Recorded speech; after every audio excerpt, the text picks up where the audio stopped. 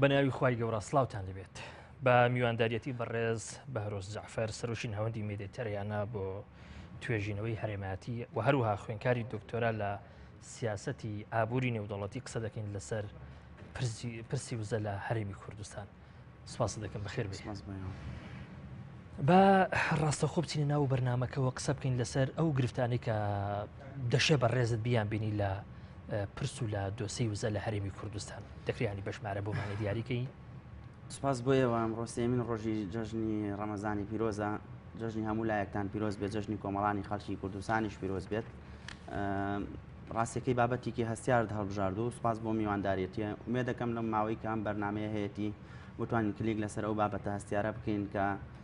پرسی وزە لە هەرێمی کوردستان، هەناردەکردنی نەوت، داهاتی نەوت، شەفافیەت، بوعدە دەرەشیەکان، دەوری بانک لەم منتیقەیە، دەوری شەریکات لەم منتیقەیە، ڕۆڵی بۆڕی و هێڵی وزە و خەت و خطوتی تاقە لە منتیقەکەیە و دابەشبوونی هێزە ناوخۆیە کوردستانەکان و بەسەر جەمسەرگیری ئیقلیمی و ئەقتابی ئیقلیمیە باز بکەین. ئەوەی من دەمەوێت لە 50 دقیقە باسی لێو بکەم بەڕێزت پێچێت لە 30 سانیانی کۆی تەوەرەکانی دیانی بۆ بینەر ئۆرژانی بێ و ڕوونکرد بێتەوە. ینی ئەمڕۆ جیهان لە دوای جەنگی ساردەوە، لە دوای حربی خەلیجەوە لە منتیقەیە و لە دوای تەداخلاتی ئەمریکا و زلێزەکان لە منتیقەوە هەموو بابەتێک بە تایبەتی بابەتی وزە وەکو ئینگلیزەڵێ ماڵتی دایمەنشن متعدد الأبعاد زیاد لە بوعدێکیە، ناتوانین بڵین ینی بەتەنها ڕەنگە ئەو بابەتێکی پێرفێکتیش نەبێ ئەمە بڵێن پرسی وزە لە هەرێمی کوردستان، بەڵام ڕەنگە شیاوترین بابەت بێ بۆی کە ئێمە کردوانە بە تایتڵی بەرنامەکە، چونکە لە پرسی وزەتەوە وزەی ئەمە وزەی ئاومانەیە، وزەی خۆرمان هەیە، ینی جۆرەها وزەی فیزیکیمانەیە، ئەوەی کە ئێمە باسی لێگەین مەبەستمان نەوت و غازە بە پلەی یەکەم. ئەو تەوەرانەی کە من دیاریم کرد ینی تەوەری حەساسن لە هەرێمی کوردستان. لە دوای ساڵی 2006ەوە هەرێمی کوردستان وەزارەتی سامانە سروشتیەکانی دامەزراندووە و بەڕێز ئاشتی ئەورامی هاتۆتەوە و پلانی استراتیژی بۆ وەزارەتی سامانە سروشتیەکان دانراوە و نزیکەی 2750 شەریکاتی جیاجیا ینی خەڵکی پسپۆڕی جیاجیا هاتنۆتە هەرێمی کوردستان، 57 گرێبەست هەرێمی کوردستان ئەنجامی داوە لەگەڵ 57 وڵاتی دەرەشی و عەقدی 50 ساڵیمانەیە لەگەڵ تورکیا. خەتی وزە لە ناوچەی گەرمیانەوە هاتووەتە تاقتاق، لە تاقتاقەوە چۆتە خوڕمەڵە، لە خوڕمەڵەوە چۆتە فیشخابوور، لەوێ خەتێکی بۆ جیابۆتەوە دەری جیهان و لەوێشەوە بۆ ڕێک چۆتە بەحری بەزی متەوەسیت و لێرەشەوە قسە لەسەر ئەوە کرێت بۆ ڕێک بەرن بەسەر خەلیجی فارس و بەسەر ئێرانە کەواتە ئەم مەوزوعانە مەوزوعی ئەجگار حەساسن کە پێویستە کۆمەڵانی خەڵکی کوردستان ئاگاداری بن و میدیاش قسەی جدی لەسەر ئەم پرسانە بکات. زۆر چاکە. با ئێمە قسە بکەین لەسەر وەکو لە سەرەتای پرسیارەکە داگوتم بەڕێزت لەم مەلەفەدا ئەو گرفتانی کە دەیان بینی ئەم مەلەفە بەدەست چی وێرەی گرفتارە؟ شەشەکانی ئەم دۆسەیە چی؟ ئەم مەلەفە ینی بەدەستی کۆمەڵێک گرفتەوە گرفتارە. ئەوەی کە باس کراوە تاوەکو ئێستا وەکو ڕۆژنامەوان لە ساڵانی ڕابردووە قسەمان لەسەر کردووە، حتمما بیرکردنەوەی من لە بواری کای ڕۆژنامەنووسی لە ڕابردووداتە نابریتی بۆ لە بیرکردنەوەیکی نەقدی و ڕەخنەگرانە critical thinking. هەر لەو مەجالەیە ئەمە ڕەخنەمان لە دەسەڵاتی سیاسی کوردی و لە حزابی سیاسی کوردی گردووە کە عەقڵێکی مؤسساتیان نییە کە نەیانتوانیەوە کەرتی وزە بە مؤسسەیەکی نیشتیمانی بکەن وەک چۆن کەرتەکانی دیکەش، کەرتی کشت و کاڵ، کەرتەکانی تر پەروەردە و إلى آخری مەسائلەکانی تر نەکراون بەدام و دەستگای نیشتیمانی و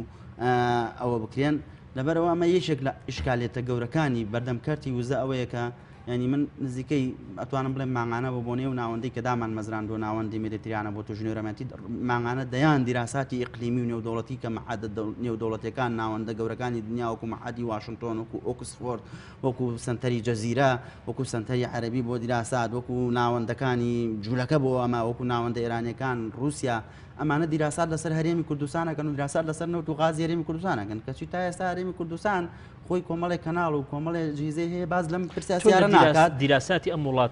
وڵاتانەدا چی دەبینی؟ چ شتێکی سەرنجتە ینی لەبارەی کە تۆ باسی دیراسات و توێژنەوە ئەەکەی کاکە شۆڕش عادەتەن دووشت دەبینم دەوە دەبینم کە ئەوان یەکەم مواردێکی بەشەری باشیان دروست کردووە، ینی کەوادریان بۆ مەجالە دروست کردووە کە قسە بکات لەسەر ئەم کەیسە هەستیارانە. لە هەرێمی کوردستان بە پێچەوانەوە ئێمە کەوادری مزەیفمان دروست کردو بۆ بواری وزە کەوادری مزەفمان هەیە بۆ تەزویرمانێ بۆ بواری اقتصاد کەوادری مزەیفمانێ لە زانکۆکانە ناو ناونشانی گەوریان گرو حتا یان ئێمە خۆمان ڕۆژنامەوانی نەبێ بە لۆمەکردنی خۆمانیش لە ماوەی ڕابردووە ڕۆژنامەوانی مزەیفیش دروست بوو ینی ئەوە دەبینم کە لێرە بە پێچەوانەی دەرەوە لێ مواردێکی بەشەری تیمێکی بەشەری بە قووەت پرۆفشناڵ ئیش لەسەر ئەم بوارانە ئەکەن کە ئەو دیوی پەردەکان بۆ خەڵکی بەیانەکەن بۆ ناوەندەکانی دنیا بەیانەکەن لەوە چێ لایمە ببێت ینی من ئەم مانگی 2016 دراسەیەکم خوێندو لە ئۆکسفۆرد 40 لاپەڕی لەسەر هەرێمی کوردستان بە ناونشانی ئەندەر دە مۆنتین کوردش ئۆیل ئەند ریژنال ستەدی لەژێر پەنای شاخەکانە و نەوتی کوردی و سیاسەتی هەرێمایەتی کەواتە نەوتی کوردی بەیوندی بە سیاسەتی هەرێمایەتی ئەوان 40 لاپەڕیان لە مانگ یەکە لەسەر ئێمە نووسیوە ئێمە خۆمان 40 لاپەڕەمان نییە لەسەر خۆمان باسمان لەو مۆزوعە کرد بێ کەواتە ئەمە بە پلەی یەک من ئەوە دەبین تیمێکی بەشەری لای ئەوان تیمێکی ئەکادمی پرۆفشناڵ لای ئەوان ئیش لەسەر ئەم بوارەکات دووهەم لە دراساتە جنابەت باس دراسات کرد لە هەموو دراسەیەکە دووشت زۆر میمە لە دراساتی علمیە یەکەم میتۆد ڕێبازی و توێژینەوەی کە گرێن بەر ڕەنگە جۆرێک لەم دراسانەوە ناوەندانی توێژینەوە بە کرێ ژیرابێتن لەلایەنەوە شەریکاتانەوە تاوە بەونەوە دراسە بکەن بە قازانجی و شریکاتانە بشکێتەوە بۆی وانش سپۆنسەری بکەن دووهەم شت لە دیراسەیە زۆرگرنگە کانکلۆژن سەرئەنجامی ئەم توێژینەوەانە کە من خوێندومەتەوە هەمووی باسی لەوە ئەکات لە نەتیجەدا پێویستە کەرتی ئابووری کەرتی وزە نەوت و غاز هەرێمی کوردستان بە موئەسەسە و بە دامەزراوەیەکی نیشتیمانی بکرێت بەڵام ئەمە لێرە نییە ئەوەی شکل لە گرفتەکانی بە پرسیارێشتری جەوهری بکەم چێ نەوتی هەرێمی کوردستان بەڕێوە دەبا حکومەتی هەرێم یا وڵاتان و کۆمپانیەکان ینی ئەمە پرسیارێکی قورسە ئەگەر ئێمە ئەوە بکەین من قۆناغی مێژووی وزە لە هەرێمی کوردستانە مێژوویکی تازە نییە گەر من پێیمان وابێ ئێستا ڕاستە کێشە و نەخۆشێکە بەرگەی گردوین و ئێمە دەزانین نەوت و غاز خەریکە لە بری نیعمەت دەبێت بە نیقمەت و نەعلەتیەک بەسەر خەڵکی عێراق بەگشتی و ناوچەکە بەگشتیەوە دەبێتە هۆی قەرزی دەرەشی ینی تۆ زۆر جار دەبینی نەگە ئاماری هەرێمی کوردستان لە سعودیە مەغریبی عەربی 33 میلیارد دلار قەرزارە ئێستا قەرزی دەرەشی کردووە کە چیە ناردەکردنی وزەشی هەیە و کۆمەڵێ داهاتی سیاحەت و شتانەشێ زۆر جار سەیری ئەم وڵاتە نەوتیانە ئەکەی هەستەکەی یعنی کە ئەوەندە قەرزارن نەڵێ ئەمە نەوتیان کڕیوە یان نەوتیان فرۆشتووە ئەمان کێشە لە سعودیەژی سعید زی میزانێتە ینی ئەم قەرزە دەرەکیە کێشەیەکی زۆر گەورەیە کە بەرۆکی هەموو جیهانی کردوتەوە کە دوور نییە ئەوەی کە من دەیبینم ئەمەوێ بگەڕێمەوە پرسیارەکەی جنابەت پرسیاری ئەوەت کرد کە چێ نەوتی کوردستان بەڕێوە من ئەگەر بێ بەدەستی من دڵنیام نزیکەی 160 بۆ 70 شەریکات نەوتی هەرێمی کوردستان بەڕێوە بات و ئەو شەریکاتانە نەوعێک تەعاملەکەن کە هەرێمی کوردستان وەک بارەمتەیەک وا بێ بەدەستی ئەوانەوە یعنی ئێمە ئێستا داناغاز لە هەرێمی کوردستان داناغازی ئیماراتی لەگەڵ پێرڵ پەترۆل لەمە داوای 11 میلیارد دلار ئەکەن وەک قەرەبوو لە هەرێمی کوردستان لە کاتێکدا ڕەنگە خۆمە 11 میلیارد دلار من دەست نەکەوت بەلانێکم نەکەوت بێت مەسەڵەن ئەگەر ئەوانە گرفتی ئاریشەی گەورە گەورن بۆیە من ویستم بگەڕێمەوە کلیک بکەم بەسەر مێژووی لە هەرێم وزە لە هەرێمی کوردستان ئەم کانە نەوتانە ئەم کانە غازیانە لە هەرێمی کوردستانە زووتر لەلایەن ئیمپریالیزم و داگیرکەران و شەریکاتەوە دۆزینەوەی استکشافاتیان بکرا بۆ نمونە ئەوەی کە کۆرومۆر ئێستا 4.4 تریلیۆن پێ مکعب غازی هەیە کە یەکەمە لە منتیقەکان نەک لە هەرێمی کوردستان ئەوان ساڵی 23 ئەمەیان کردو دوای جەنگی جیهانی یەکەم لە ساڵی 1970 نەوت و وزە لە تەقتەق استکشافاتی بۆ کراوە بە تایبەتی لە دوای دامەزراندنی دەوڵەتی عێراق و لە ساڵی 1927 و خۆماڵیکردنی نەوتی عێراق لەو ساڵۆ پرسی وزەش لە هەرێمی کوردستان و بەشێک لە خاکی عێراق ئەوان مەسخی جیۆلۆجیان بۆ کاتێمە نەخشەیەکی بەرایمان هەبوو ینی ئەوان نەخشەیەکیان پێزانن نەخشەی وزە لە هەرێمی کوردستان بە درێژایی تا ساڵ دەزانن چییە بەڵام دوای ئەوەی کە مەسەڵەن قۆناغ بە قۆناغاتەوە دوای ماوەمودەیە کە شەڕی ناوخۆ ئەبێتە قۆناغەژێ من باس ناکەین لە دوای پرۆسی ئازادیەوە خۆتان زانن کرانەوەیکی سیاسی کرانەوەیکی کۆمەڵایەتی کرانەوەیکی ئابووری بە لێشاو ڕووی کردە هەرێمی کوردستان و هەرێمی کوردستانش خۆتان نەزانن لە دەوڵەتی مادەوە تاوەکو ئەم چرکە ساتە یعنی ئەوەندەی عقلێکی نەریتی عقلێکی شاخاوی یان عقلێکی ئەوە ئیدارەی کردو عقلێکی مۆدێر نەبوو ئەمە نەکوەکو نەقد لە حزبی سیاسی کوردی بگرین ئەمە سروشتی کورد بووە لە منتیقەیە بە درێژایی ئەوەندە ساڵ دژمنان یان ئێران یا تورکیا یا عێراق یا وڵاتانی ترنیانە شۆ میلەتە بەحەوێتەوە وێستە ڕەنگە ئەم ڕۆڵە گۆڕابێ بۆ شەریکاتەکان ینی کورد ئامادە نەبوو لەوەی کەوادری باشی نەبوو کە ئیدارەی کەیسی وزە بدات لە ساڵی 2006 وەزارەتی سامانە سروشتەکان دامەزرا لە دوایەوە ئەکسۆن مۆبیل هات لە 2010 بەدواوە کێشەی وزە لە هەرێمی کوردستان بوو بە کێشەی کێجگار گەورە کێشەمان لەگەڵ بەغدا بۆ دروست بوو عقد و عقودمان لەگەڵ ئەکسۆن مۆبیل کرد لەسەرەوەی کە 6 عقد لەوانە کەوتە ناوچە دابڕاوەکانەوە کە کرێن لەم بەرنامەی باز لە ئایندەی نەوتی کەرکووکیش بکەن چکە ئێستا لەوێ کرێت کێشەکان بەرەبەرە کەوتنە بەرباس ئەنجە دوایەوە هەرێمی کوردستان وەکو تاکە هەرێمی فدرالی کە من وەک ئیجابێتێک بۆ حیزبی سیاسی ئەمەیان تۆمارەکەم چکە لە هەموو شتەکانە ئەگەڕانەوە بۆ بەغاوتوانیان سیاسەتی وزە سەر بەخۆیانە ئەمە ئیدارە بن چکە مەلەیت فدراڵێتی وڵاتێکی دنیای نییە تۆ سەر بەخۆ هەرێمێکی بێ پرسکردن لە مرکز تۆ بچین نەوت بفرۆشیت شەک بکڕیت تعامل لەگەڵ دەرەوە بکەیت دیبلۆماسیەتی وڵاتانی دەرەوە بێنی بۆ لای خۆت ئەمە کارێکی ئیجابیە بۆ هەرێمی کوردستان بەڵام تەوزیفکردنی ئەمە ئشکالێتمان بۆ دروست دەکات یعنی قسێکی لە اقتصاد ئاڵێ گرنگ نییە تۆ پلان هەبێ بۆی ملیۆنێکت دەست بکەوێت گرنگەوەی تۆ پێشەوەی هەوڵ بدەی ملیۆنەکە دەست بکەوێت بزانێ ئەو ملیۆنە چۆن تەوزیفەکەی لە بازاڕا بەچی مەشروعێکەوە ئەوەی پێ دەکەی ئێمە لە ساڵی 2006 گرفتەکانمان بەرەو زیاتر چون بەرەو کەمتر نەچون نەوت دەستێکی خراپی لە منتیقەی ئێمەوەشان بە لێشاو کۆمپانیا هاتن کۆمپانیا گەورەکان کۆمپانیا عملاقاتەکان هاتنە ئەم منتیقەیەوە یعنی جگەل لەوەش ئێمە ئەو چێ بەرپرسیارە لەوەی کە لە ئێستادا پانتایشی گەورەی مەلەفی غاز و نەوت یا مەلەفی وزە کەوتۆتە دەستی ینی شەریکاتە نێو دەوڵەتەکانیان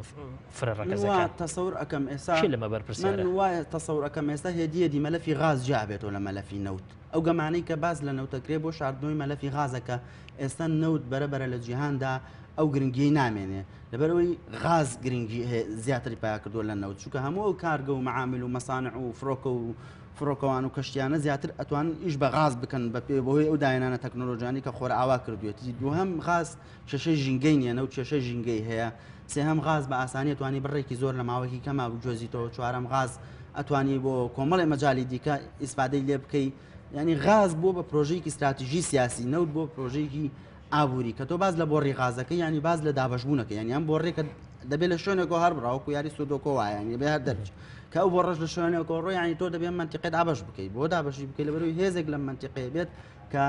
هێزێکی ئامن و سەلامەت بێ لەسەر منتیقەی من نامێ مەوزوعانە تێکەڵ بکەم ڕاستیەکەی چونکە وەکو پێم وتی چۆن ناتوانین ناونیشانێک بۆ بەرنامەکە بدۆزینەوە ئاوهەشت ئەم کەیسانە ئەوەنە تێک ئالۆسکاون کە ڕەنگە بینێت بە ئاسانی نەتوانێت لێمان تێبگات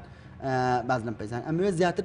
مەسەلەکە لەوێ ڕوون بکەنەوە کە من باسم لە مێژوویەکی وزە کرد هەتا ساڵی 2010 لە ساڵی 2002 بۆ ساڵی 2013 تا پێش هاتنی داعش بودجەیەکی ئەجگار گەورە هاتوۆتە هەرێمی کوردستانەوە هاتوۆتە هەرێمی کوردستانەوە لە پشکی 2017 بێزگە لەو پارانەی کە پێش لە هەرێمی کوردستان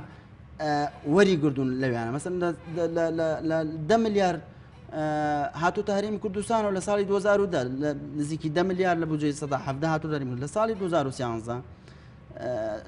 بودجەیەکی هەبوو هەرێمی کوردستان کە ئەتوانم بڵێم بە درێژایی هەموو مێژووی کورد و کوردستان بودجەی وای نەبووە کە 15 ملیار دلار بۆ عفو لە ساڵی 2013 هاتوۆتە هەرێمی کوردستان و لەلایەن بەغاوە لە ساڵی 2014 کە داعش هات مالکی بودجەی بڕی 2 ملیۆن ئاوارە ڕووی کردە هەرێمی کوردستان وەکوتم کەرتێکی مؤسسی و نیشتیمانیش نەبوو کەرتی وزە کەرتێکی حیزبی ئەمە نەک بە پرسیاری منیان ئێمە جاران دەمانگوو من باسمان دەوەست دەکرد ڕخمان دەکرد ئێستا هەر بە بڕوای حیزب سیاسەکان خۆیان بە بڕوای سەرۆکی حکوومەتیشیان بە بڕوای هەموو حیزب سیاسەکان یعنی مەسەلەن گەندەڵیکردن ناشەفافیت بە بڕوای سەرۆکی هەرێم بە بڕوای جەنابی سەرۆکی حکوومەت بە بڕوای ئەمیری کۆمەڵی ئیسلامی بە بڕوای هەموو لایەکمان گەندەڵی بۆ بە پرسیگەن وکەی ینی مەسەلەن لە ماوەی 8 ساڵی ڕابردووە مەسەلەن گەندەڵی 2750 راپۆرتی ڕقابەی مالی ئەو کاتێک کە کاک جەلالی عومەری ساماغا سەرۆکی دیوان بوو 2750 راپۆرتی ڕقابەی مالی ئامادە کردووە تا ساڵی 2011 ینی ئەو کاتە ئێمە ڕاستڵێنێک دروست بۆ لایەن دیوانی چاودێری دارایەوە ینی ئەو راپۆرتانەشی کە لەسەر گەندەڵی ئامادەکراون کە ئەمە کەیسێکی گەورەیە بە تایبەتی لەم بەرنامە باسی بکەین راپۆرتی تازە نین سەرۆکاتی دیوان نردووی بۆ پەرلەمان بۆی مساءلە و محاسبەی ئەو گەندەڵکارانە بکرێت کە ئەم کەرتانیان بەدەستەوە سێکتەرانیان بەدەستەوە نەک هەر لە مجال لەم لە مجالەکانی ترە ئەم پەرلەمانتارانەش کەم بەسمەوەی بڵێم کەرتی مؤسسە نەبوو پەرلەمانیش ئیشی خۆی نەکردووە لەم ڕۆ جەنابەت باسیەوت کرد لە بریەوەی مساءلە و محاسبەی گەندەڵکاران بناتونە سەر تەلەڤیزیۆنەکان بەڵگەنامەکان بۆ خەڵک کەشف بکەن و بۆ خەڵکی باس دەکەن لەبەرەوە ئەم کێشە و تێکەڵبژانە دروست بووە زۆر چاکە هەر کاتێک قسە بکەین لەسەر ئەوەی کە پرسی وزە لە هەرێمی کوردستان بە حەزبی کراوە بە دەرەجەی یەک سەری ڕمەکە ئاراسی پارتی دیموکراتی کوردستان دەکرێت ئەمە بۆ بەڕای بەڕێزت والله من نازانم ینی خەڵکی تر بۆ خۆی لە مەسئولیت ئەدەزیێتەوە ینی ساڵی 2006 پرۆژەی ڕێکەوتنی استراتیژی نووسراوەتەوە 50 بە 50 و پرۆژەی ڕێکەوتنی استراتیژیەکە بە قازانجەکەیەوە بە کەیستەقارەتێکی سیاسی و ئابووری و ئەمنی لە منتیقەی بۆ فعلا ئێمە ناشبێون دەبێ وجدان بن ئێستا ئەمڕۆ کە سێهەمین ڕۆژی جەژنە ئامار بڵاو دەکرێتەوە لەم سێ ڕۆژەیە 108,000 کەس هاتنۆتە هەرێمی کوردستانەوە کە عەرەبن ئەگەر لە ماوەی سێ ڕۆژە هەرێمێکی بچووکەوە گەرمی کوردستان ئەگەر ئەو جۆرە ئەمنیەت و سقرات و سیاسی نەبێ 180,000 کەس ڕووی تێناکات بە بەراورد بە منتیقەکە ئەمەیان کرد بەڵام لە پاڵ ئەوە کۆمەڵێک خەڵکی گیرفان بڕ کۆمەڵی خەڵکیان خستە بازارڕەوە کە ئێستا سەرۆکی هەرێم بەنیازە پلانێکی چاکسازی ڕابگەێن تو محاسبەیان بکە و هیوادارم منتیقێش بگرێتەوە بۆیە هەموو حیزبەکان بە بزوتنەوەی گۆڕانەوە بە یەکێتی نیشتیمانی کوردستانەوە پارتی دیموکراتی کوردستان بە پلەی یەکەم وەکو جەنابەت باست کرد کەیسی وزیان بەدەست بووە مەسەلەن یەکێتی نیشتیمانی کوردستان وەزارەتی پێشمەرگە و وەزارەتی دارایی لا بۆ ماوەی 8 ساڵ بزوتنەوەی گۆڕان بامان شەوە مدەی وەزارەتی دارایی لەگەڵ بۆ وەزارەتی پێشمەرگەی بەدەست بووە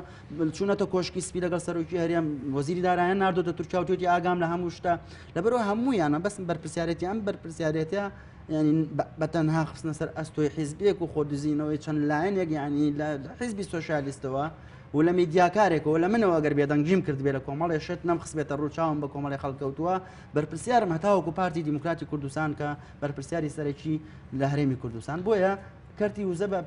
ببليه كم راسه بارتي ديمقراطي كردستان سروج حكومه واقداري عقد عقودي نفط بلام همولا انا كان ترج اقدارنا وش قال اقدارنيم لو من بصراحه بلم راز نعكات چونکە يعني خویان مثلا توانە ئاگادارین لا مثلا وەزیری دارایی بستنی گۆڕانکردنی ئاگادارین پێشتر تەسریحاتەکانی موجودە کاکوبات طالبانی کاکوبات طالبانی ئاگادارین کاک عماد ئەحمەد دەڵێ ئاگادارین کە خەڵکێکی ترە لێ ئاگادارنی لەبەرەوەیە يعني بە کورتی و بە پوختی ئەمانە ئێمە هەر تۆڕی عساباتی بواری بانقیمان نییە لە ئاسینیە و دەوڵەتیە کاکە شۆڕش عساباتی ئەلکترۆنیشمان هەیە چۆن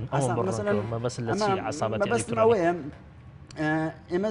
اگر بە ئاسێکی نێودوڵەتی نەک بڵێم لە هەرێمی کوردستان منتم مەسلەی قەرز بەس پەیوەندی بە هەرێمی کوردستانەوە نییە مثلا ئەمریکا خۆی وڵاتێکی قەرزارە لە میزانەی عیجزی لە میزانەی مەدفوعادا هەیە مثلا پارە پێدانا لە فاتوڕەیە مثلا تورکیا ئێستا بەرەو بۆ ئەزمێ ڕوا بەرە وڵاتێکی قەرزار ئەڕوا سووریا ئەوە حاڵەکەیەتی ئێران خۆتان نەزانن لە 79 تاوەکو ئێستا داخرانێکی ئاوری گەورەی بەسەرەوەی کشەشێکی گەورەیە سعودیە بەو کە یەکەمی ئەوەیە لە ئۆپیکە عجزی هەناوە لە هەناردەکردنی نەوت و دابەزینی نرخی نەوتدا بەڵام ئەم جۆرە عساباتانە لە بواری نەوتە لە عالەم ئەمە بە ساڵی 1930 دوای جەنگی جیهانیەکەمەوە بانک و ئابووری و نەوت تێکەڵ کراون بێکەوە ڕاستەوخۆ ینی نەوت و غاز ینی دۆلار چکە تۆ نەوت و غاز ئەفرۆشی دۆلار وەرئەگری دۆلار یعنی ئەمریکا یعنی سومعەی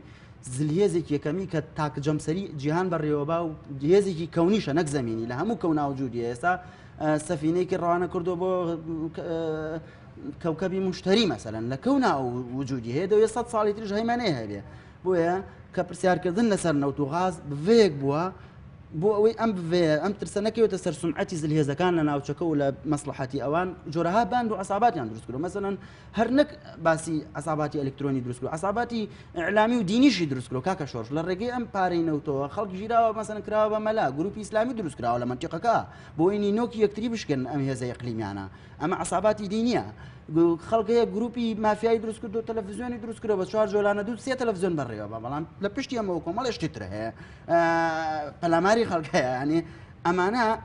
ئەم میدیایانەش گروپی خەڵکی ڕۆشنبیر و سەحافی و سەقافیان لەم شارانە لە خۆیان کۆ کردوتەوە تۆڕی کۆمپانیاکانی فلانکەس تۆڕە سەحافی لەگەڵایە چوارقۆڵی پێنجقۆڵی خەڵکی گەوزاندنی خەڵکیان هەرێکەوە بە شێوەیەک ینی بە جۆرێک ئەو خەڵەتیان ئەگەر زۆر وشار نەمێن خوێندکاری دکتۆرام کە کاتێک بەردامەکە تەوا بێ وازانە ئەمانە زۆر لەسەراکەن بەڵام ینی وەختێک پێزانی توان فریوە ئەمە ئەم نەوتە ئەم گەمە بانقیانە ئیش لەسەر بە بەرمەجەکردنی عقلی خەڵکیشەکەن ینی ئەوە تەواو بووە کە تۆ جوگرافیا داگیر بکەیت ئەوە تەواو بووە کە تۆ بیرە نەوتەکان مەسەح بکەیت و بزانی نەوت لە ئێستا هاتوونەتە ناو مێشکمانوانە لە ڕێگەی فول ئێژدیەوە هەم بە خەڵک ڕابێرن هەم بە فول ئێژدی بچنە ناو مێشکی خەڵکیەوە و بێەوەی هەست بە خۆشت بکەیت کۆنتترۆلی عقلی ئینسانەکان بکەن لەبەرەوە شەڕەکە گەشتو بە شەڕی کۆنتترۆلکردنی عقلی ئینسانەکان یعنی نابینی لە هەموو عێراقا ئەو شەرق ئەوسەدەی کە زۆر چاکە ئەو عێراقی کە خاوەنی کۆمەڵێک شۆنی سەر پرسیاریشتر ئەنیە ئێستا زۆر چاکە دوجار نەوتی هەرێمی کوردستان هێنرایە دەرخرایە بۆ ڕێوە و ڕەوانەی تورکیا و لەوێشەوە بۆ بەندەری جیهان و ئیتر بۆ وڵاتانی دەرەوە و پارەکەشمان هاتە دەست بەڵام تا ئێرە ئێمە دەبینین کە ژیانی خەڵک ژیانێکی زۆ خراپە بەتایبەتی لە دوای ئەوەی کە نەوت ڕاستەخۆ لە هەرێمی کوردستانەوە دەڕواتە دەر بە جۆرێک ڕەنگە ینی کە مرۆڤ هەبێت لەم وڵاتەدا ینی حەسوودی بەرە بەم ژیانێکی ئێمە تێدا دەژین مەگەر سۆماڵی بێت بە ڕێزە هۆکاری ئەمە بۆسی دەیشەڕیەوە نەوت لە هەر وڵاتێکە بۆچی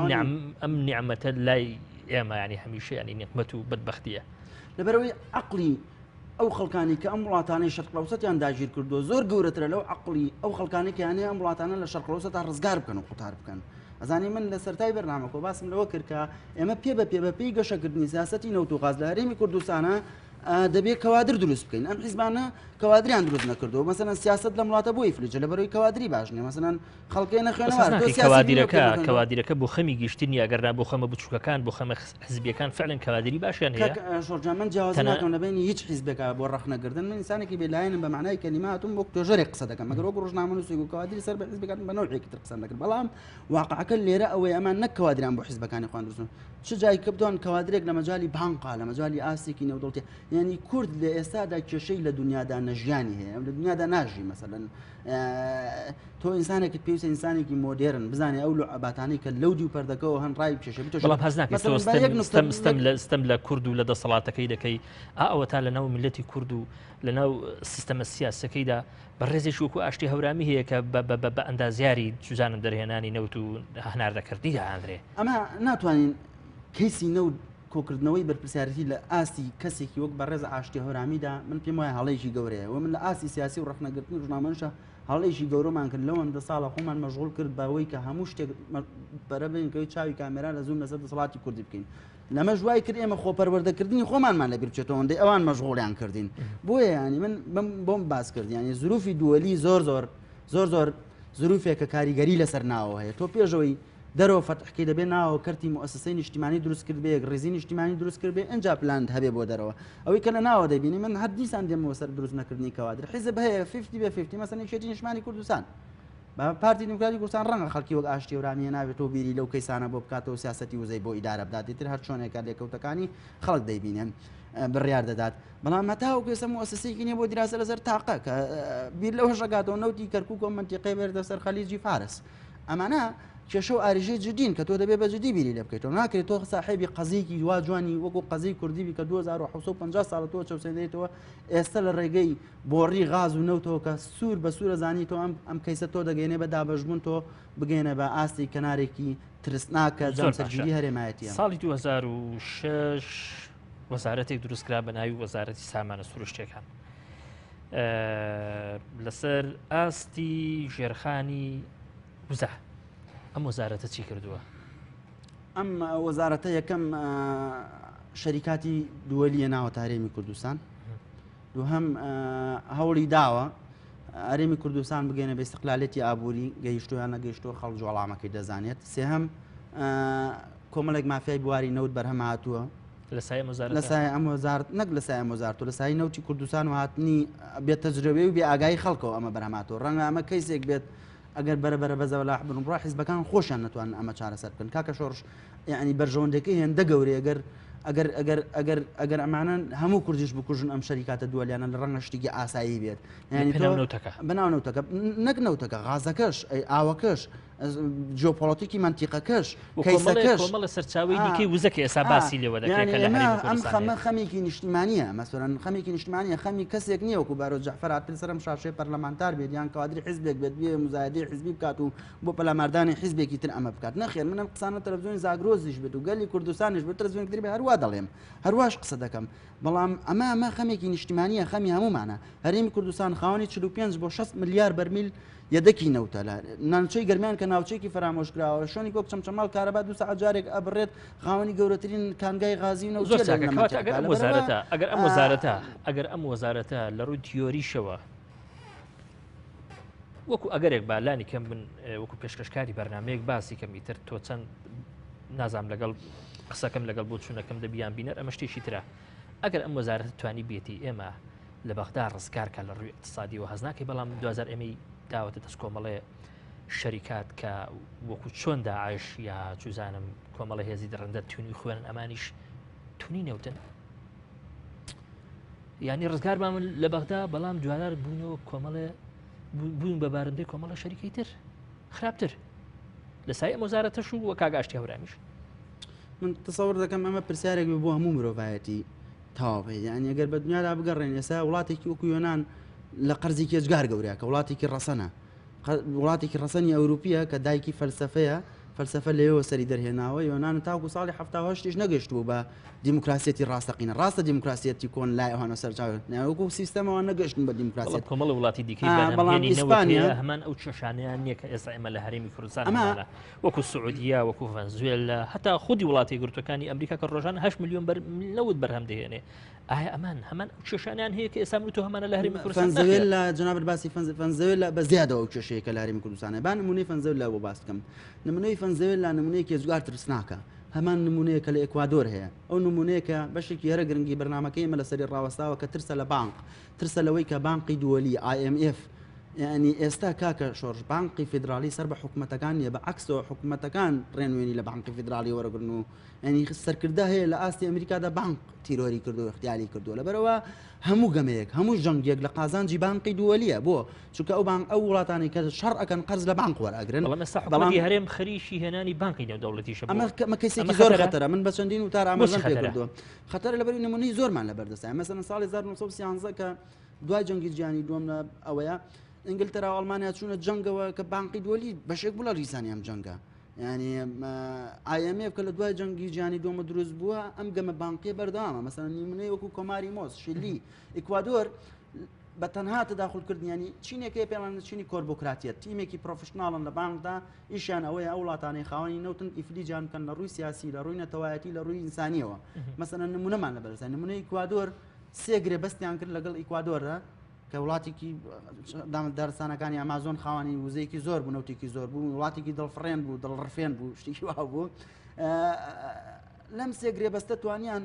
لە نەتیجەی و سێگرێ بەستەوە ئەو هەرێمە ئەو ناوچە ئیکوادۆرە تووشی قەرزێکی جوار گەورە بکەن 150 ڕێژەی کرێکاری چوە 170 یعنی مەسەلەن دوایی وای لێ هات هەر بانقی دووە هەر بانقی نێودەوڵەتی کە IMF خۆی قەرزیدا و پێی مەرجی قورسی سەپان بەسەرا بۆی بتوانێت قەرزەکانی باتەوە ویستیان وا لە یۆنانی بکەن مەسەن فەنزوێلا کاتێک هۆگۆ شافێز دەستی لە جۆرج بۆش باە وتی من تەسلیمی سیاسەتەکانی تۆ نابم کرێکاریان هەندا خۆ فەنزوێلا وڵاتێکی زۆر گەشتە کردو بوو لە 2001دا لە هەژارترین وڵاتەوە بوو وڵاتێکی زۆر سەرنجڕاکێش وڵاتێکی زۆر دەوڵەمەند وڵاتێک زۆر لە ڕفادا بەڵام هۆگۆ شافێزیش بە حکمی خۆی هات بۆ سەر حکم مەسەن وەکو محەممەد مصدق کە لە ئێران ساڵی 53 ڕوخانیان و بە پیلانێک سابونیان خستە ژێرپی لە نایاندا مەسەن لایەن برد کە بە حکمی خۆی و بەدەنگی خۆشی هات بۆ سەر حکم لە بەرەوەی پەنجەلی بادا هۆگۆ شافێز لە جۆرج بۆش نەیانێژ لەسەر حکم بێ و مزاهراتیان دروست کرد زابوتی ئەسکەریان بە کرێ گرت خەڵکیان هەندا یعنی پێت سێر نەبێت کاکە ئەمانە 100 ساڵ هەم منتیقێنم شەریکاتانەوە نەبێت ئاگیان لەم منتیقێنن بۆیە من پێم وایە یعنی ئێمە زیاتر زۆرمان ینی چاوێکمان بگەین بە چەند چاو لە ئاسی شەریکاتی دووەلیە لە ئاسی نێودەوڵەتیە بە دیدی وەزارەتی سامانە سروشتیەکان وەزارەتی سامانە سروشتیەکان واجهەیەکی شاراوەی کۆمەڵی کۆمپانیای فرە ڕەگەزی نێودەوڵەتیە ئەمە ینی من پرسیارێکی قورسەمە پرسیارێکی قورسە بۆ وەڵامدانەوە من بڵێم وەزارەتی سامانە سروشتیەکان کرێگردەی کۆمەڵە شەریکاتە لە هەرێمی من دڵم واجهە بانە لە ئەم وشەی بەکارنێنی چونکە بۆ چونکە زۆر جار واقعش تۆ ئەوەکان ئەم سەردەمە سەردەمێکە تۆ ناتوانێت پلان بۆ 50 ساڵدا بنین چونکە گۆڕانکە ڕووداوەکان زۆر بە خێرایی ئەگۆڕێن بەڵام حکومەتی هەرێم گرێبەستێکی 50 ساڵی کردو لەگەڵ تورکیا ئەم گرێبەستە ڕاستەکە من یەک دێر معلوماتم لەسەری نیە زۆرش بەدوای چوون بەڵام شاراوەیە ڕەنگە سەرۆکی لیژنەی وزە لە پەرلەمانی شاراوەیە شاراوەیە ینی کەرتی وزە لە هەرێمی کوردستان بە مؤسسەیەکی نیشتیمانی نەکراوە کە بۆم باس کردی لەسەر تای بەرنامەکەن باسی کاتە قسە نەکەین لەسەر ئەم گرێبەستە قسە نەکەین لەسەر ئەو گرێبەستە چونکە کەیسی هەستیارتر هەیە مەسەڵەن وەکو کەیسی غازی سروشی لە هەرێمی کوردستان تۆ دەبێت ئەوە بزانی کە 3 بۆ 4 ملیار متر سێجا ساڵ ئێستا هەرێمی کوردستان توانای بەرهەمێنانی 3 بۆ 4 ملیار متر سێجا بەرهەمێنانی غاز زۆری ئەم غازە کەوتوتە زۆنی زەرد یا سەوس من ڕاستەکەی وجدانیان پێم خۆش نییە وشەی زۆنی زەرد و سەوز بەکات واقع ینی زۆنی سەوز و زەرد بەکاربێنین دڵنیا بە یەکێتی پارتی جارێکتر شەڕ ناکەنەوە چونکە ئێستا دوو پاڵێوگەی ڕسمی لە هەرێمی کوردستانە پاڵێوگەی کانسەر کەوتۆتە سنووری یەکێتی نیشتمانی کوردستانەوە کە پاڵێوگەی بازیانە و کۆمپانیای قەیوان و کۆمەڵی کۆمپانیای تر بەڕێوەی ئەبن توانای بەرهەمێنانی 34 هزار بەرمیل نەوتی هەیە لە ڕۆژێکدا پاڵێوگەیەکی شەیە کە پاڵێوگەی خەبات و ناوچەی کەڵەکە کۆمپانیای کار گروپی کۆمپانیەکانی کار بەڕێوەبن پارتی دیموکراتی کوردستان لێبەر پرسە 100 هزار بەرمیل نەوت بەرهەمێنێ و پلانیشانەی لە 2018 بیکەن بە 185 هزار بەرمیل نەوت لەبەرەوە ئەمە دوو پاڵێوگە ئەنجا لەگەڵ ئەوەشدا دوو پاڵێوگەی ڕسمی بە پێی یاسا لە پێی یاسای ساڵی 2007 200 پاڵێوگەی تریشمان هەیە بە نایاسا پاڵێوگەی تریشمان هەیە بە نایاسا ئەمە یعنی 100% طبعا 100% ڕەنگە خەڵکە بێ لە گۆڕانیشە پاڵێوگە و کارگەی گەورە زۆنی زەرد و سەوزەکە دەشێ قسەی لێ بکەین زۆنی سەوز و زەرد بەمەس دێگەڵەیە کاکە شۆڕش ئێمە سنووری دێگەڵا سنووری نێوانی شەدو پارتی نییە بەتەنها سنووری نێوان تورکیا و ئێرانیشە تۆ قسەکەت گەورەتر کرد لە من دەمێ تۆ هەر دەبی بۆ ئاشتێورامی پارتی دموکراتی کوردستان من دەمێ بڵێم بۆ دیتریش یار ئەمەنی ینی ئەگەر تۆ هەمووش فۆکۆسەکە لەسەر ئەوە کۆ بکەیتەوە کاکە ینی مەسەن ئێرە بە ئێران بە گۆشت و ئسقانە لە منتیقی سلێمانی و لە عێراقە ئەمە شاردنەوەی بۆچی پارتی دموکراتی کوردستانیش تورکیا هێنا و لە قوتبی تورکیا و ئیسرائیل و سعودی و قەتەرایە بۆ من بە ئاشکرا خۆیان دەڵێن ینی مەسەن ئەمە شتێک نییە ئەمە شار بێتمەوە ئەمە ئینسانێک کە ئەلفوبای سیاست بزانێ و بنەماکانی زانستی لە ئیدارەدانی کەیس و مەلەفی نەوتیش ئەم دابەشبوونە ڕنگدانەوەی هەیە ئەی من دەمەوێت ینی من تەنها بە تۆ دەڵێم هەرێمێک کە سەتاسی غازی عالم پێک بهێنەکەم سەتاسێ زۆر زۆرە مەسەن ئێستا لە سنووری بەحری بەزی متەوەسیت کە شلونێکە نقطەی تەقاطعی سێ قاڕی گەورەیە ئاسیا ئەفریقا ئەوروپا بینی قبرس و ئیسرائیل و یۆنان عقدی استراتیژی گەورەیان هەیە بۆ چەندەها ساڵ لەسەر چی لەسەر غاز لە عمقی بەحرا دەرهێنن حەزارەتێکیان ناو بەحرا دەستکرد دەمەوێت ئەوت پێ بڵێم ئەوان سەتا یەکی غازی عالم پێکەن ئێمە سەتا سێ کەچی ئەوان بوون بەجێ سەرنجی گەورەترین کۆمپانیا جیهانەکان ئەی ئێمە چۆن نەبین هەرێمێک بتوانێت لە 2000 و پلان هەبێت لە 2020 تا ڕۆژانە ینی مەسەن ساڵانە بای 20 میلیارد دلار غاز بفرۆشێت بێجگە لە نەوت کە توانای هەناردەکردن 1 میلیۆن بەرمیل نەوتی هەبێ بە پێی پلان ئەم هەرێمە ئێمەیان مهم نییە حیزب سیاسیەکان ناحەقیانە ململانێ بکەن یان ناحەقیان نییە ناحەقیانە تەلەڤیزیۆن بگرن و ڕۆژنامە نووس بێن و مەلا دروستکەن و حیزب بێن تەقریبا تەشیر دەست پێ بکەنە ئێمە لە هەرێمی کوردستان دەمانوێت کەرتێکی نیشتیمانی دروست بێت مەسەلەن هەر نەک مەسەلەن ئەوە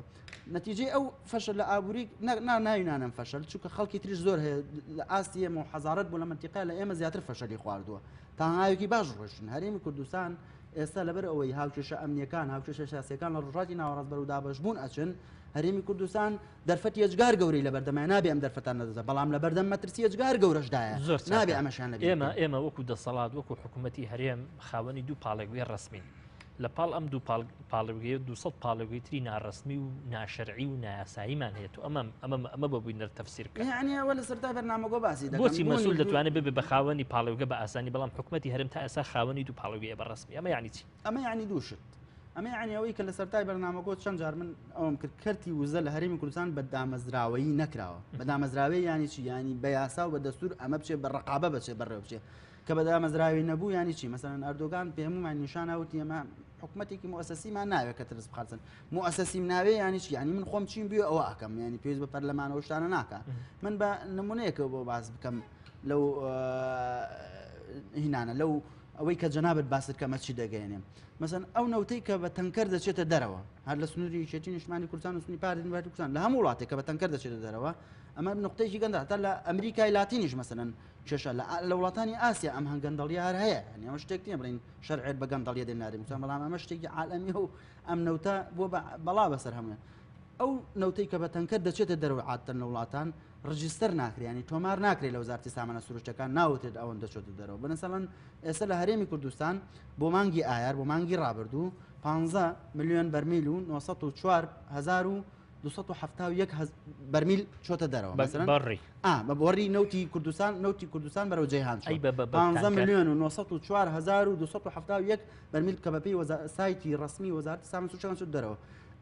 ئەمە ڕۆژانە دەکاتە چی 531 بەرمیل ڕۆژانەرە پلانی حکومەت وابووە پلانی وەزارەتی سامانە سروشتەکان وابووە کە ڕۆژانە لە ماهانە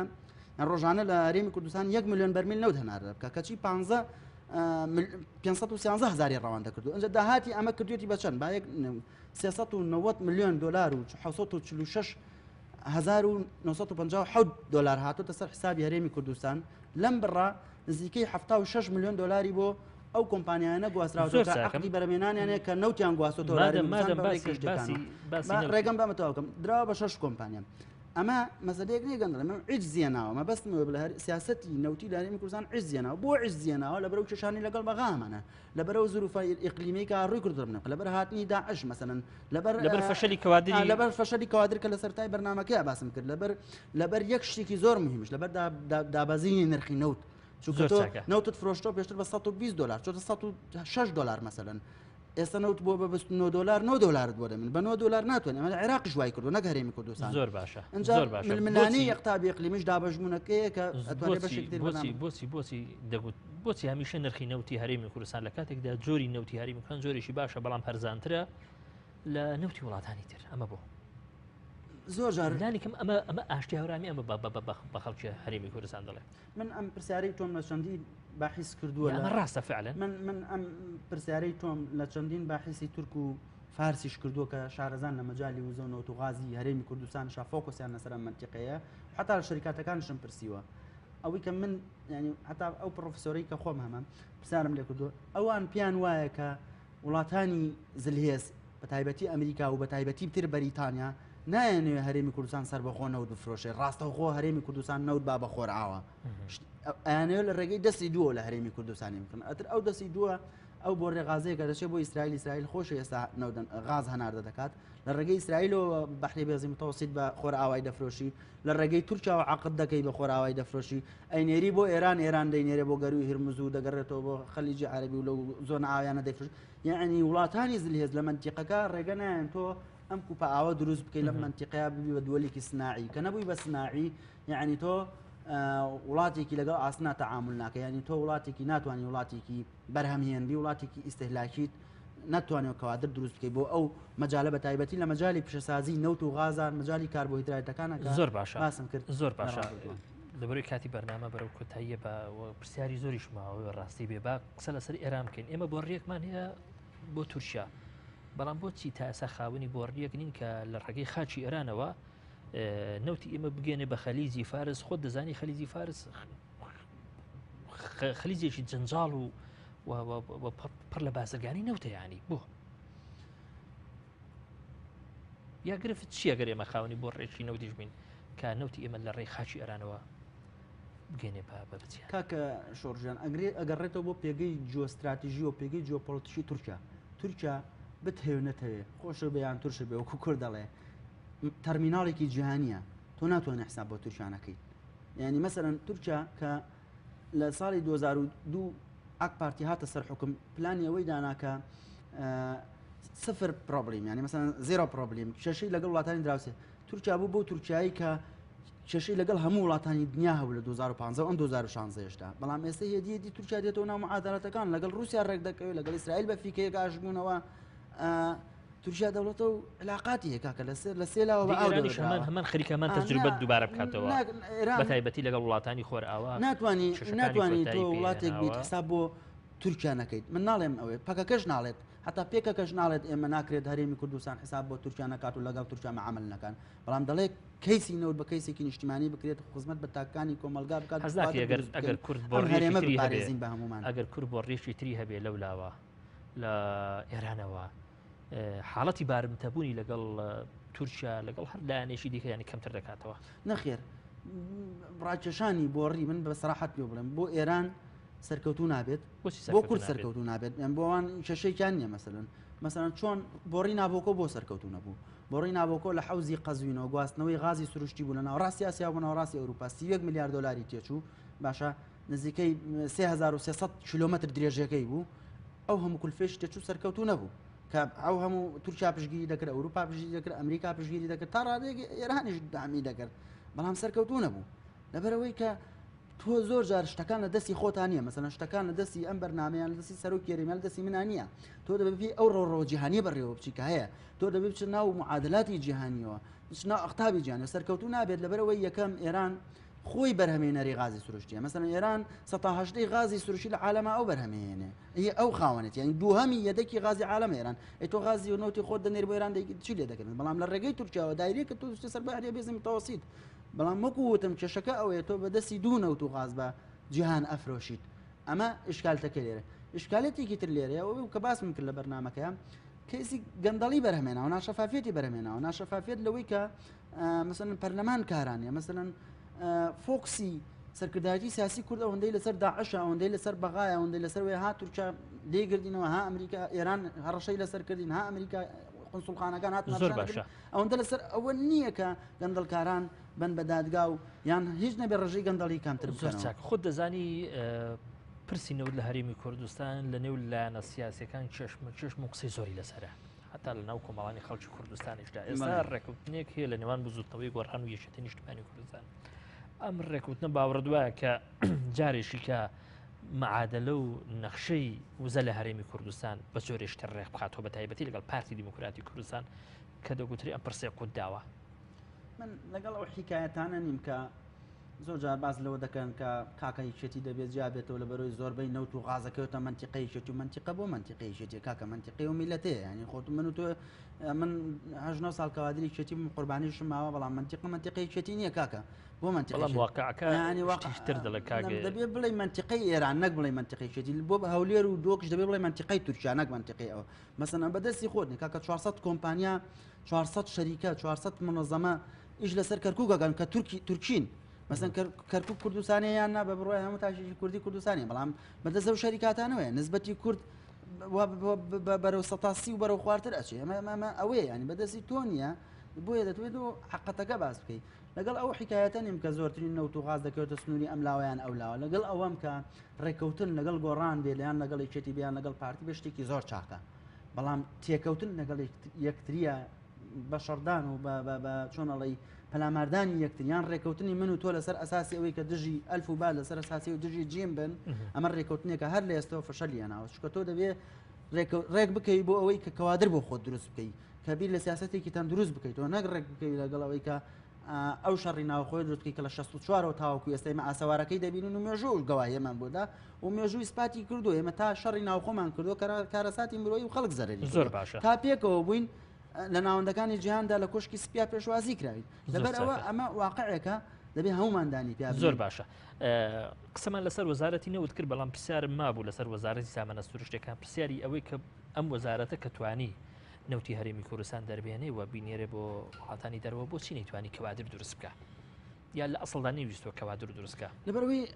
لێشاوەکە بە خێرایی ڕووی کردە هەرێمی کوردستان مەسەڵەن لە پێش 2023 ناکە ئیرادەیەکی سیاسی هەبووە خۆی ویستویەتی ئەم دۆخان لە وەزارەتی سامانە سروشتەکان بەم شێوە بهێڵێتەوە تا ئەوەی کە وەزارەتی سامانە سروشتەکان تعبیر بێت لە پیاوێک کە ناوی ئاشتی هەورامیە لەگەڵ جانتاکەی یعنی نەک هەر وەزارەتی سامانە سروشتەکان تعبیرە لە پیاوێک کە ناوی ئاشتی هەورامیە کە ئێمە کە باز لە پارتی دیموکراتی کوردستانەکەن ڕێک شکلی بەڕێز کاک مەسعود بەرزانیمانێتە پێشاو کە باز لە کۆمەڵی ئیسلامیەکەن ڕێک شکلی مامۆستا عەلی باپیرمانێتە پێشاو کە باز لە سۆسیالیستەکەن یەکسەر کاکە حەمەی حاجی مەحموومان بیرەکەوێتەوە ئەمە یعنی ئەمە شتێک کە زیاتر لایەنێکی سۆسیۆسیاسی هەیە لەوەی کە هەیە بەڵام مەکو من باسم کرد ینی بوعدە نێودەوڵەتێکە لە بوعدە ناوخۆیەکە زۆر گرنگترە کاکە شۆڕژ ئێمە هەموو شتێک کە ببەستین وەزارەتی سامانە سروشتەکان سایتێکی هێست تەماشای دەکەی هەناردەکردن کەشف دەبێت ڕێژەکان کەشف ببن تەنکەرە نەوتەکان دیارن ئەو راپۆرتانەی کە پەرلەمانتار هەیە پێچەوانەی ئەوەی کە وەزارەتی سامانە سروشتەکان ئیعلانی دەکا قسە دەکا و بە بەڵگە و بە دۆکۆمنتیش ئەو پەرلەمانتارانەی کە بەڵگە و دۆکۆمنت کەشف دەکەن لەبەر سەر بەڕێز ئاشتێورامی کە من محامی کەسنی بەڵام هەر ئەو پەرلەمانتارانە بوون لە ناو پەرلەمانە دەنگیان پێدا ئاشتێورامی لە 100 دەنگێناوە لە پەرلەمانی کوردستانە مەسەڵەن بەڕێز کاک دکتۆر یوسف کە ینی لە پەرلەمان کشاندویانەتەوە مثلا بە 38 دەنگی پارتی دیموکراتی کوردستان بۆ بە سەرۆکی پەرلەمان لەبەرەوەمانە هەموو پێکەوەن من چ بێم دفاع لە بزوتنەوەی گۆڕانی پارتی دیموکراتی کوردستان کە من کارێکی دروست نییە بەڵام بینینی سوڕەکە کارێکی تەندروستە وەکو خۆی ینی ئێستا خەڵک بەنوعێک تاریکێنراوە شتەکان لە پێش چاوی خەڵک تاریکێنراوە خەڵک مەشغوڵ کراوە بە کۆمەڵی شتەوە لە خەڵک کراوە سوڕە حەقیقیەکە نەبینی زۆر باش ئەگەر قسە بکەین لەسەر ئایندەی نەوتی کەرکووک لەو گۆڕانکاریانەی کە چاوەڕوان دەکرێن بێنە پێشکاندێشی دەبینیت ئایندەی نەوتی کەرکووک ئایندەی نەوتی ئەو ناوچانەی کە بە ناوچەی داپەڕێنرا و تا ئێستا قسەیان لەبارەوە دەکرێت چۆنی دەبینی بەڕێز کەرکووک نەک کەرکووک بە بڕای من مووسڵیش لە ڕووی حەزاری و لە ڕووی مێژووی شارێکی کوردستانیە ئەو ئێمە دەبێت پێداگیری بکەین و بیرکردنەوەیکی نیشتیمانیمانە بێ ڕاستە ئێستا خەڵگەیە لەوە چێ لەبەر مەساڵحی خۆی نەوێرێ بڵێ قەرەنجیر و بانی مەقان کوردستانن بەڵام لە ساڵی 2014 کەیسی کەرکووک کەیسێکە چۆنەڵی تەحولی کردووە و دوای ئەوەی کە مالکی بوجێ هەرێمی کوردستانی بڕی داعش هێرشی کردە سەر کەرکووک نزیکەی 2000 شەهیدمان بەخشی ئەو لەو پێناوەیە کەیکسی کەرکووکیش کەوتەکە بەرچاوان و کەوتە ئاسێکی نێودەوڵەتی تورکیا هەڕەشەیەکە لە هێزە کوردیەکان لەسەر مەسەلەی کەرکووک ئێران تەداخلی زیاتری کرد و پارێزگاری کەرکووک پرسیارەکەی جەنابە زیاتر لێەوە چەکەری کردووە لەم ماوەی ڕابردوو پرۆژەیەکی ڕاگەیان کە کەرکووک بکەن بە هەرێمێکی سەربەخۆیە من سیمینارێکم لە کەرکووک کرد لەسەر ئەو مۆزوع ئەو ڕۆنم کردەوە کە ئەم پرۆژەی بەڕێز پارێزگاری کەرکووک پرۆژێکی فاشلە و پرۆژەیەکە ئێمە ئەباتە ناو تونێلێکەوە ئەو سەریمان لێوە دیار نییە هیچ زمانێکی یاسایی اقتصادی سیاسی نێونەتەوەیی نییە بۆ گەڕانەوەی هەرێمی کەرکووک بۆ سەر هەرێمی کوردستان لە ئایندەدا بۆیە کەیسی کەرکووک و نەوتەکەی کەسێکی ئەجگار هەستیارە و بەتەنها هەرێمی کوردستان بە تاگلایەنە ناتوانێت بڕیاری لێبا هەر لەم بەرنامەش لەسەر سەبەبی ئەوە بکە من زیاتر جەختم لەسەر ئەوە کرد کە ئێمە بتوانین لەگەڵ لایەنی نێودەوڵەتی لەگەڵ ئەقتابی دووەلیا ڕێککەین تا هەر هیچ نەبێت کاکە ئەگەر نەشبین بە دەوڵەت لەم لێشاوە ترسناکەی دوای داعشا ئێمە تیانەچین ینی ئێمە توانیمانە کەرکووک هیچ نەبێت شۆڕشی ئەیلول لە سەر کەرکووک مەسەلەن جاچ لە ساڵی هەفتا و بەیاننامە 11 ئازار جەختی لە کردودان بە مافەکانی کورددا بنێت هەموو ئەم شەڕانەی کە لەسەر کەرکووک کردوانە هەموو شەیدانی لەسەر کەرکووک کردوانە مەسەلەن کاک سەڵاح عەبدولمانی لە باڵەکایەتی وەچی لەسەر کەرکووک خۆی بەکوشتە کاک شێرکۆ لە چەمچەماڵەوە لەسەر کەرکووک معقول نییە ئێمە ئێستا کەرکووک بخەینە دەستی کۆمەڵێک عەرەب و شیعە و تورکمانەوە بڕیاری لەسەر بن بۆ ئێمە ئاسان نییە ئێمە ومانان هەزمی بکەین مەسەلەی کەرکووک مەسەلەیەکی نادیارە مەسەلەیەکە زیاتر بەسراوە بە ئێران و تورکیاوە وەکو چۆن وتم ململانەی نێوانی شێت و پارتی ململانەی نێوان ئێران و تورکیاشدا شتەکە شتێکە یعنی واقعێکی نێودەوڵەتی وانەی شارەزان لە بواری پەیوەندی نێودەوڵەتەکانە دەزانن من دەڵێم چێگەر پرسیارێکرد زۆر چاکە چاوەڕوان دەکەی لە ئایندەیەش نزیکدا ئەم نیقمەتەکە ناوینەوتە بۆ هەرێمی کوردستانی ببێ بە نیعمەتێک کاکە شۆڕژمان وەکو بیرباوەڕی خۆم قسەکردن دایمەن نظرێکی نەقدیم هەبوو دیدێکی ڕخنەگرانم هەبوو لەسەر هەموو شتەکان چاکەم بیرە کاتی خۆی لە بەرنامەیە گاوت ناترسی لەسەرم قسانە بودن بە دادگا کە چێرە و قسانە ئێستا سیاسەکان خۆیان دەیڵێنەوە لەبەر ئەوە من ئایندەی کەرکووک و ئایندەی هەرێمی کوردستان لە بەردەم دابەشبوو نادەبینم ماندەی منتیقەکە لە بەردەم دابەشبوو نادەبینم بۆ چونکە هەموو ڕووداوێکی گەورە دوایەوە ڕووداوێکی تر بە دوای خۆیدا ئاهێنێت مەسەن دوای جەنگی جیهانی یەکەم دەوڵەتی عوسمانی هەڵوەشایەوە دەوڵەتی عێراق و منتیقەیە دروست بوو کە پەیمانی لۆزانی لەسەر بیناکرا و ڕێکوتنامی سەر دوای جەنگی جیهانی دووەم مەسەلەن ئیسرائیل دروست بوو لە منتیقەیە و ڕۆسفێلد مرد و هیتلەر بە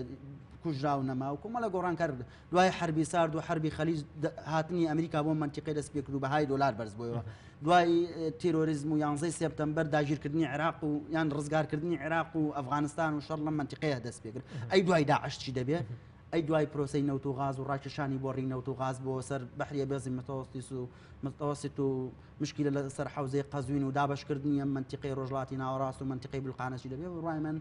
نائارامێکی سیاسی و ئابووری ڕۆکاتە منتیقەیە گەر ئاگامان لە خۆمان نەبێت ئەگەر یەکگرتوو نەبینەوە گەر بەرچاوڕوونی زیاترمان نەبێت دابەژبوونێکی هێزگار گەورە لە کوردستان و لە منتیقەکەشە ڕۆ ئەدات ڕنگدانەوەی بە تاکی سلی بێ لەسەر پرسی نەوت و پرسی وزە بە شێوێشی گشتی لە هەرێمی کوردستان ڕنگدانەوەی نەکسلبی ڕنگدانەوەیکی ئەبێت کە دەوترێت ساڵ بە ساڵ خۆزگەم بەپار زۆر چاکە ئەمە دوا پرسیارم بێ کاتم لە بەرەوەی زۆر کەم ماوە ئێستا قسە لەسەر ئەوە دەکرێت کە لە هەرێمی کوردستان ئێمە کۆمەڵێ سەرچاوی دیکەی وزەمان هەیە کە پێویست دەکات دەستیان بۆ بەرین دەریان بهێنین و هەناردەی دەرەوەیان بکەین ئەگەر ئەم جۆرە سەرچاوانەش وەکو پرسی نەوزمان مەڵی گەڵدا بکرێ هەمان تەجروبە دەبینین کە هەمان تەجروبە دەبینین کە لە پرسینەوەدا بینیمان ڕاستەکەی من شارەزایی و چۆنەڵی سپێشەڵێتیان تایبەتمەندی خصوصێتی من لە مەجای کانزاکانان نییە تاوەکو مثلا بە دوواداچوونم کردبێ لەسەر مۆتعب بۆیە ئەوە ڕەنگە لە کەسی کەوادیر و بەرپرسانەی کە بەرپرسن ئێستا لە مەلەفی نەوت یان مەلەفی گاز و نەوت ئەگەر هەر ئەمانە ئیدارەی ئەم بابەتەش بکەن لە ئایندەدا چاوەڕوان دەکەی کە باشتر ئیدارەی بکەن وەکو چۆن نەخێر هەرێمی کوردستان يعني لما هەرێمە بچووکە هەرێمێکی فرەحیزبیە ئەم فرەحیزبیەش لەبەری ببێ بە نیعمەت بۆ بە نیقمەت و سەرێشەی دروست کردووە لەبەرەوە نا ئەوەی ڕێک بکەون نا ئەوەی تێ بکەون و ئەوە بێت لەبەرەوە نەوەڵات چاوەڕان ناکەم لەبەرەوەی زۆر چاکە زۆر سپاس دەکەم زۆر بەڕێز بەهرۆز جعفەر سەرۆکی ناوەندی میدیا تریانە بۆ توێژینەوەی هەرێمیاتی هەروەها خوێندکاری دکتۆرە لە سیاسەتی ئابووری نێودەوڵەتی زۆر سپاس دەکەم بەڕێز دکتۆر جعفەر زۆر سپاس دەکەم سپاس بۆ ئێوە بەڕێزیش سپاس